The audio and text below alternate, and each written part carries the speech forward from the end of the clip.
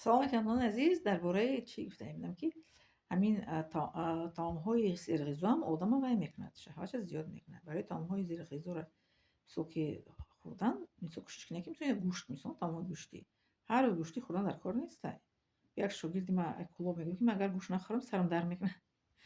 زن نمیخوام که سرم در نکنه، لیکن گوشتی اگر که خوردین هر روز، روزه باید گیرین حتما. انا انسانی که روزه نمیگیرن سودشون پنج نمیگه گوشتی رو در هر روز استعمال کردن در کار نیست. گوشت و تخم و سبزی، بعد دونگی‌ها، مثل دونگی‌ها هم شهوت انسان زیاد میکنن. خب بعد چی میگن وای بریانی، چیزهای بریانی مثل گوشت بریان، تخم بریان، بعد دونه های بریانی، اینها هم شهوت زیاد میکنن. خب انا چی میگن سمیچکا اگر بریانی باشد و هم زیاد کردنش ممکن است، لیکن دست بابت سمیچکا مدگی نیست که زیاد میکنن.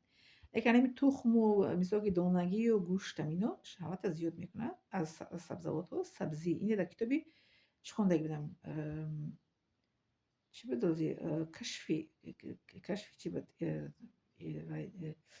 کشفی بیماری ها بودم. خیلی کتاب در تایسان خونده بودم، نام کتاب نیست همجایی که خونده بودم چیزهایی که شهوت انسان زیاد میکنن. برای این شهوت انسان که زیاد که شد، بعد بتوقتش میکنه. بعد مثل که بعد دفعه که مثل که وای شد،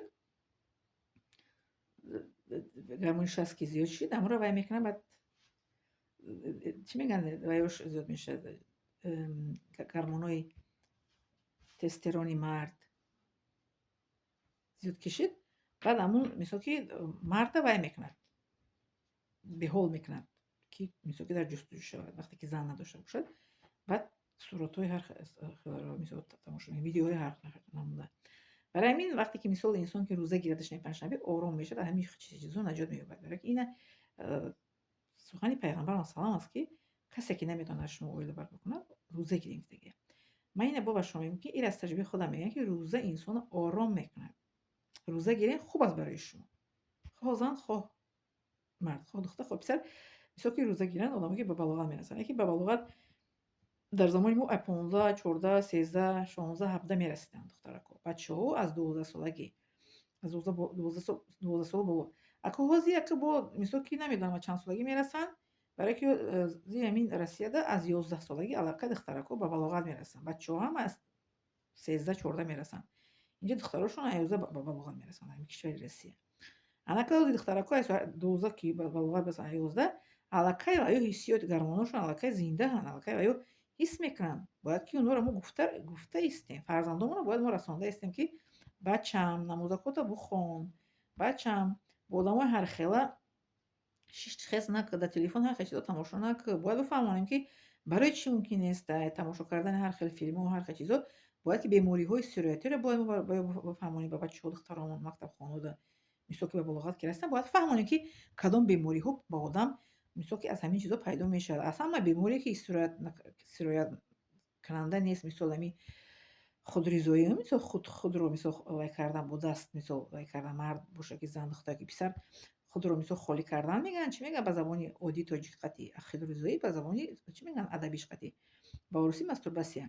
کسی که همین کارا میکنه مثال این بیماری سیریتی نیست، لیکن این سلامتی انسان از دست میده. از معنی سر خراب شده تو بیماری های دیل، تو با بیماری های بیزوریتی، تو با بیماری های دیوانگی برده میرسانه. بینه که در همین کشوری غرب چرا انسان ها یک مشکل در سرشون بیاد در فکر خودکشی میزنن؟ برای چی؟ برای که رابطه با الله تعالی ندارن یکمش، برای که یعنی خیلی چیزهای پرهیزی دست کشیدگیان. ما در دین اسلام نماز عبادت میکنیم، با روزه هم گرفتن. این هم چی هسته؟ روز دوشنبه پنجشنبه این روزهای چی میگن مجبوری ضروری نیستن، لیکن برای سلامتی برای خودتون روزه را در خودتون عادت کنین. خوبه. این انسان از خودکشی، از چی میگن از بیماری ها ایمپاتنسی، از ویزوریتی، این چیزا شما رو امین میداره. بله ببینین که حاضی همین در یوتیوب هم دین ویدیو تماشا کردن درباره همین خودریزایی، همین دکترها و طبیبو خبر میدین که ببینین که رفته رفته به چه بیماری های چی میگن بیزی برده میرسونه. برای شما در کار همین خیلی چیزا. برای چی میگن عقل پای دولت است؟ برای چی میگن کسی که دانه در نمونه؟ шумо бояд худтон эҳтиёт кунем, ба духтуро ба чизо нарасем, назанем. Ман дар худам хеле шиор мондагим аз ҳамун вақте ки ҳоли духтурӣ намехонам, шиор доштам ки ман вақти беморӣ барои бемор шудан вақти ба духтур рафтан надорам. Ман вақтам фақат дар ҳамин таълим гирифтан, илм гирифтан сарф мекунам. Ба назди духтур рафтан одаме ки ба духтур вақтро сарф мекунад, одаме ки намедонад ки саломатиш чӣ хел эҳтиёт кунад. Барои чӣ ақл пояд давлати саломатиро бояд мо эҳтиёт кунем. Чӣ гуна эҳтиёт кунем? Бо ибодат, бо рӯза гирифтан, бо Аллоҳ таоло робита гирифтан. Мо ки дар Аллоҳ таоло ки робита ки дошта бошем, бинем ки ҳамин қадар мушкилое ки дар сари ман омадагиам, ман ба Худованд ки робита дорам, ман ягон бор дар мисол фикрҳои безеб ва чизҳои безеб баён намеравад майнаи сари ман. Мара вобаста намекунад ки ту рӯзата нагирди шанбе панҷшанбе ту бара бихӯби чарбу парвгар намегӯяд ҳеҷ вақт мара. Барое ки ман ба Худованд таваккал карда зиндагӣ карда истам. Худованд Аллоҳ таоло маро мадад мекунад ки қувват метиҳад ки рӯзи шанбе панҷшанбе рӯзадор бошам ва аз ҳама ин нафси шаҳвонӣ ҳайвонӣ ман худамро чӣ кунам? Эҳтиёт кунам. Дар эмин нигоҳ дорам иншоаллоҳ.